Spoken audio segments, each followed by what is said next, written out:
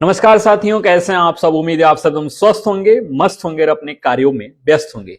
जैसा कि आप सब जानते हैं कि हम एक टॉपिक पे बात कर रहे हैं लगभग 2 महीने से, और आपको अनाउंसमेंट मिल गई थी कि बहुत जल्द हम एक मिशन एजीआरपी लेकर आ रहे हैं। जैसे ही हमने ये वीडियो डाला, बहुत सारे पेरेंट्स और बहुत सारे स्टूडेंट के मैसेज और कॉल इस बात को लेकर आए कि आनंद भैया, ये मिशन एजीआरपी क्या है। हमने इस पे काम करना शुरू किया तो मुझे ये लगा कि आपको ये बताने से पहले कि मिशन एजीआरपी क्या है, हम आपको ये बताएं कि मिशन एजीआरपी की जरूरत आपको क्यों पड़ेगी। आखिर हॉस्टल्स के अंदर इतनी सारी कोचिंग्स हैं, इतने सारे मटेरियल्स हैं और इतने सारे टेस्ट सीरीज हैं, उसके बाद भी मिशन एजीआरपी की जरूरत आपको क्यों पड़ रही है। तो इस क्यों को क्लियर करने के लिए हमने काम किया हॉस्टल्स में, और अपने हॉस्टल्स के हर बच्चों से बात किया और समझा कि एक्चुअल में हॉस्टल्स के अंदर क्या समस्याएं आ रही हैं, ऐसी क्या चीज है जो मिसिंग है, जो अब तक नहीं हो पाई हैं, और ऐसा क्या है जो हम करें तो सिलेक्शन रेशियो बढ़ेगा। हमारा सपना है मिशन एजीआरपी हम क्यों लेकर आ रहे हैं, इस पे तो हम बात करेंगे ही करेंगे।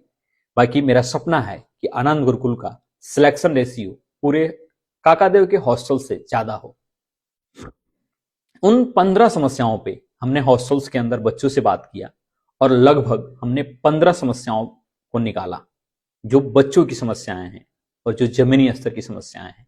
उन 15 समस्याओं को हमने अच्छे से लिखा, उसका बहुत एनालिसिस किया, और आपको हम ये बताने जा रहे हैं कि आखिर क्यों नहीं सिलेक्शन हो पा रहा है बच्चों का, क्यों बच्चों को ड्रॉप पे ड्रॉप लेना पड़ रहा है और सिलेक्शन का रेशियो लगातार कम होता जा रहा है। खासतौर से काकादेव का सिलेक्शन रेशियो देखा जाए तो कम होता जा रहा है, और इसका क्या कारण है। और स्पेशली हम ये वीडियो उनको डेडिकेट करना चाहेंगे जो पेरेंट्स हैं और जो टीचर्स हैं, क्योंकि इस वीडियो में आपको सच्चाई मालूम चलने वाली है कि आखिर सिलेक्शन रेशियो इतना कम क्यों होता जा रहा है।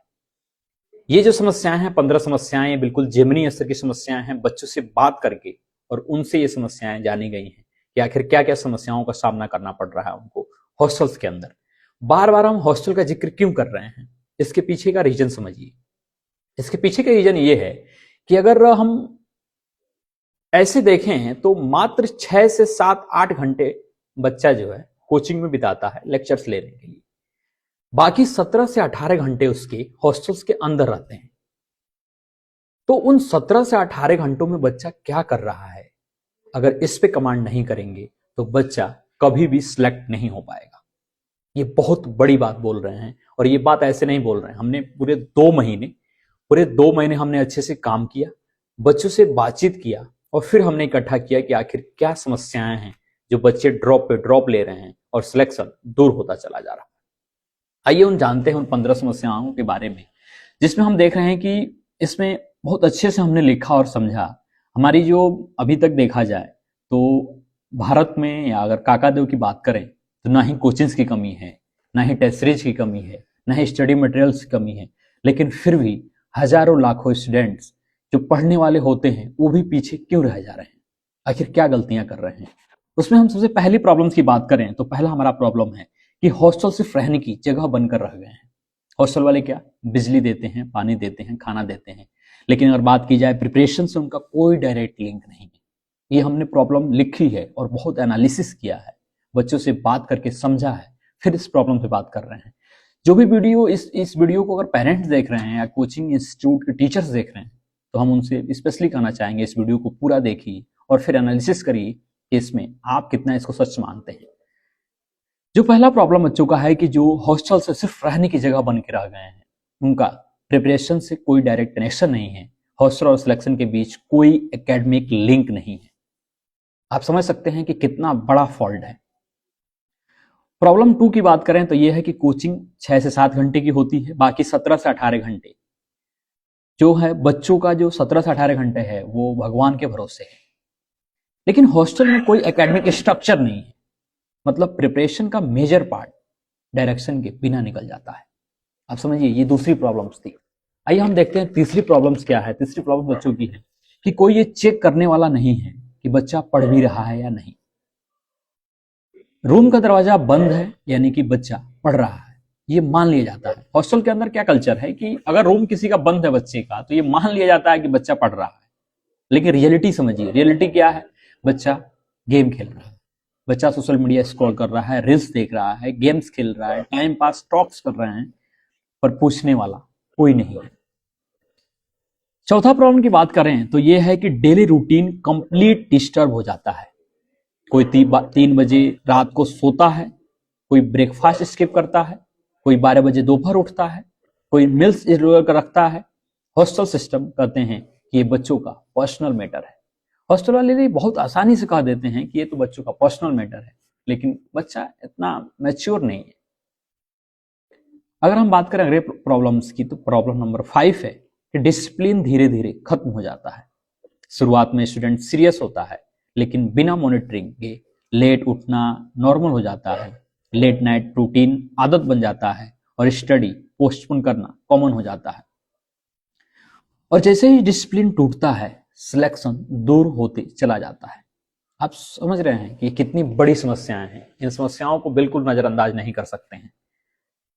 इन समस्याओं पे बात करना होगा, इनके सॉल्यूशंस पे काम करना होगा, तब जाके हम बच्चों को सिलेक्शन के पास लेकर जाएंगे।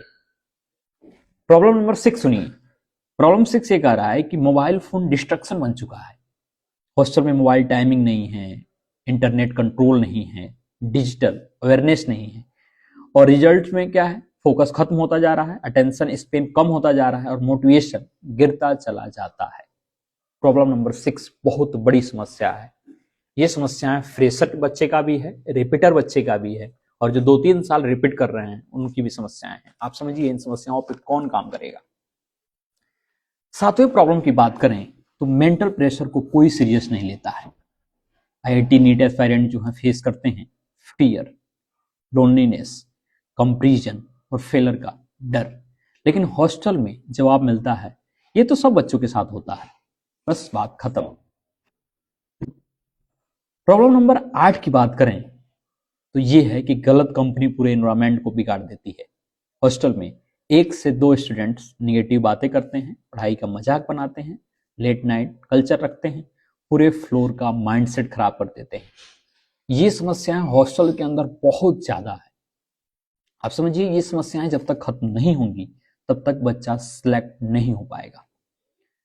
9वां प्रॉब्लम की बात करें अगर तो कोई अकाउंटेबिलिटी सिस्टम नहीं है। आप समझिए ये समस्या कितनी गहरी है। अगर देखा जाए एस्पायरेंट की तो कोई अकाउंटेबिलिटी सिस्टम नहीं होता है हॉस्टल्स के अंदर।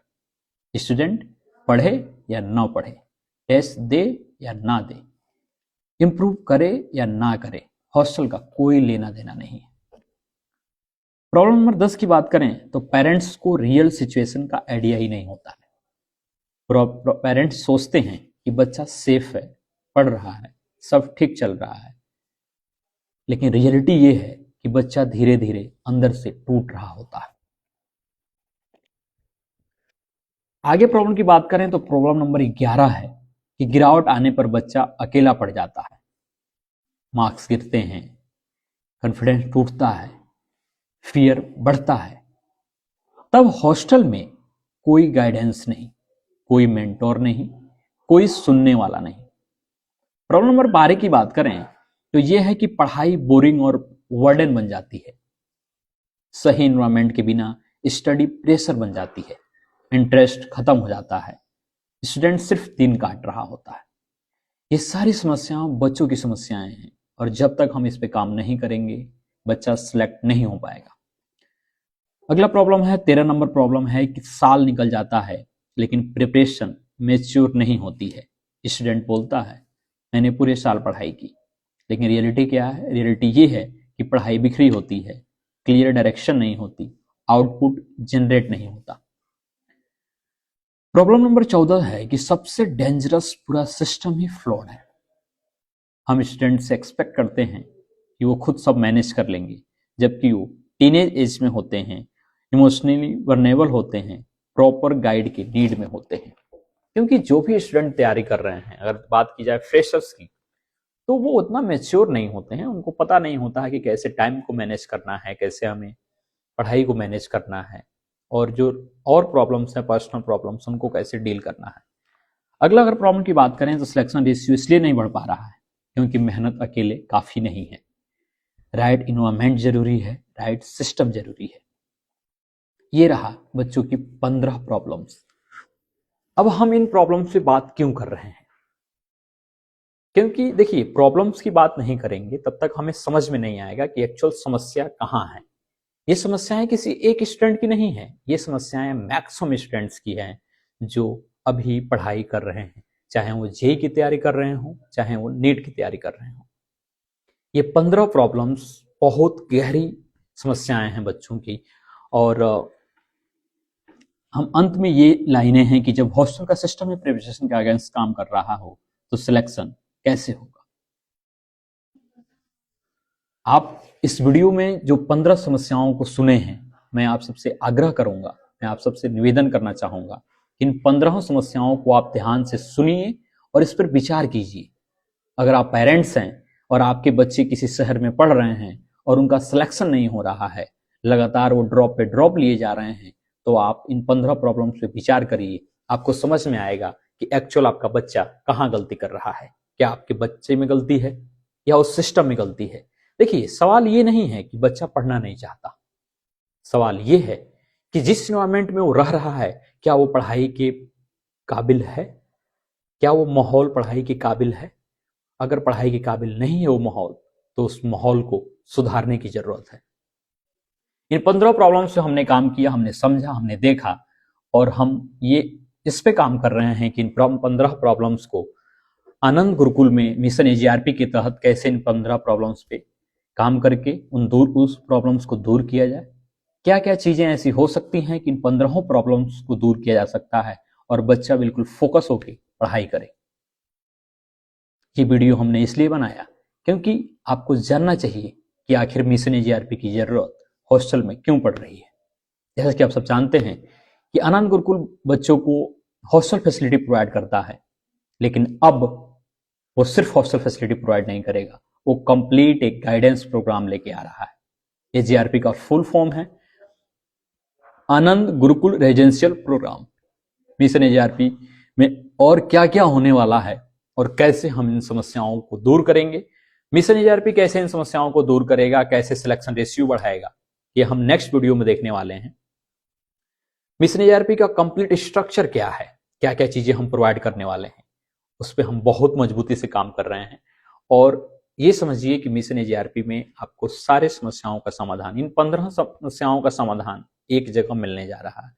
और इस एक पूरी समझिए कि एक टीम काम कर रही है इस पे मिशन एजीआरपी में। इस टीम में कुछ वो मेंबर भी होंगे जो सिलेक्ट हो चुके हैं, वो किसी एमबीबीएस कॉलेज में है, किसी मेडिकल कॉलेज में है, एमबीबीएस कर रहे हैं, किसी आईआईटी के अंदर हैं, किसी एनआईटी के अंदर है, और वो सिलेक्ट हो चुके हैं। और जो सिलेक्शन लिए हैं उनमें से कुछ फ्रेशर भी हैं, कुछ ड्रॉपर भी हैं, ताकि ये समझ पाएं कि अगर फ्रेशर सिलेक्ट होता है तो कौन सी ऐसी गलती नहीं करता है कि वो रिपीटर बने। अगर रिपीटर सिलेक्ट हुआ है, किसी कॉलेज में पढ़ रहा है, तो उसने ऐसा क्या क्या गलतियां की हैं कि उनको रिपीट करना पड़ा, उनको 2-3 साल बाद सिलेक्शन हुआ। तो ये बहुत मजबूती से हम काम कर रहे हैं, हमारी पूरी टीम काम कर रही है आनंद गुरुकुल की, और बहुत जल्द हम इसको लॉन्च करने वाले हैं मिशन एजीआरपी को। इस वीडियो में हमने जाना कि आखिर मिशन एजीआरपी की जरूरत आपको क्यों पड़ी।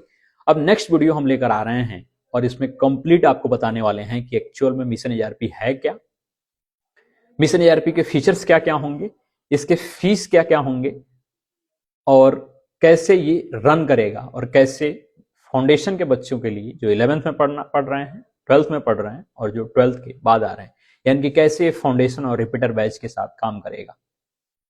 तो चलिए, उम्मीद है कि वीडियो आपको अच्छा लगेगा। और देखिए, मैं आप सबसे पुनः एक बार रिक्वेस्ट करूंगा, इस वीडियो को चाहे पेरेंट देख रहे हैं, चाहे स्टूडेंट देख रहे हैं, और चाहे टीचर्स देख रहे हैं, मैं आप सबसे आग्रह करूंगा कि इस वीडियो ज्यादा से ज्यादा शेयर करिए किसी ऐसे पेरेंट्स के पास जिसका बच्चा लगातार 2 से 3 साल तक तैयारी कर रहा है लेकिन सिलेक्शन नहीं ले पा रहा। क्योंकि जब तक, देखिए, एक डॉक्टर के पास आप जाएंगे और जब तक आप अपनी समस्याओं को नहीं बताएंगे तब तक वो दवाई नहीं देगा और आप स्वस्थ नहीं हो पाएंगे। ये बात हम इतने विश्वास के साथ इसलिए कह पा रहे हैं क्योंकि हम अपने हॉस्टल्स के अंदर बच्चों से बात की और ये समझे कि एक्चुअल में समस्याएं कहाँ आ रही हैं। अगर कोई बच्चा पिछले साल 400 नंबर पाया था और वो ड्रॉप लिया और ड्रॉप लेके लगातार पढ़ाई किया और इस साल भी उसके टेस्ट में 400 नंबर ही आ रहे हैं, तो कहाँ वो गलतियां कर रहा है। मेहनत में उसकी कोई कमी नहीं है, वो मेहनत उतना कर रहा है जितना उसको करना चाहिए, लेकिन वो मेहनत सही डायरेक्शन में नहीं कर पा रहा है।